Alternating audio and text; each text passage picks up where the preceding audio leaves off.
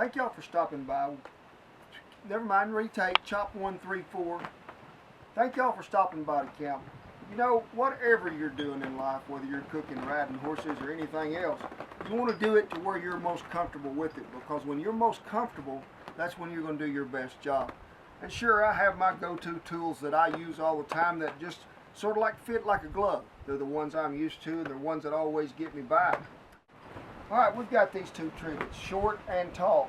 About two and a half probably here, and nearly 6 here. Now, if I'm just cooking baked potatoes, baking a casserole, you think,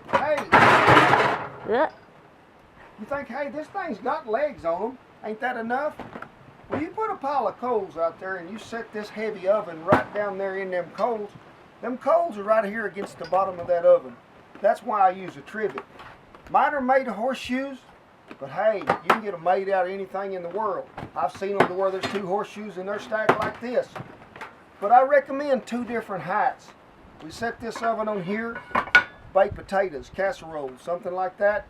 Coals around the outside edge, you can see we're still off of the coal after we put it under here. But if it was just on them legs, we'd be touching. Now if I'm going to go up here and I'm going to bake cake, pies, bread pudding, biscuits, unless I'm in a hurry, I'm going to use this tall trivet. Gives me a little more room from the coal to the bottom of the oven. So get you 2 of them. I don't care what you get them made out of, but give yourself some variation in height. Only time I'm ever going to set a Dutch oven directly in the coals is if I'm in a bind and I'm trying to warm something real quick.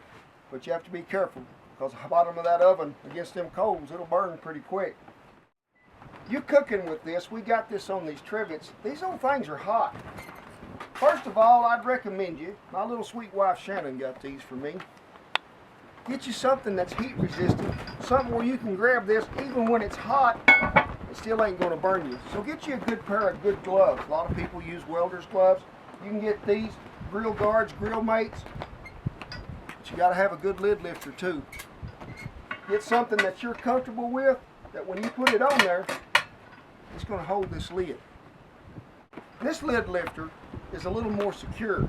Shan, she really prefers this one over anything because you can grip that lid. You can see it's spring loaded here with your hand. It'll grab. You keep a firm grip on that handle, it ain't going nowhere. They're easy to rotate with, but also they have the hook. Pick that bail up just like that. Now I like these old things that I made years ago. You can see what the difference is in length. I'm a long way from burning my fingers on them coals, I promise you. Listen, here in the summertime, sometimes you got to wear a glove. It's pretty hot. But this one here comes in really handy. Horseshoe in the back. Put a little force on it, pick it up. But also, it's good to shake them coals off that Dutch oven. Next thing we got to have something to get them coals out of that old stove or out of that fire pit. And this is a shovel.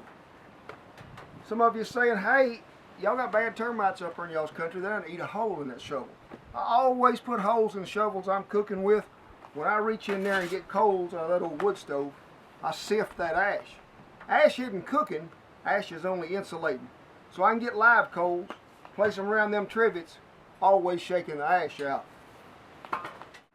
Alright, you know, when we get through cooking these old ovens and they've cooled off, they're covered with residue left over from coals, makes an old ashy product.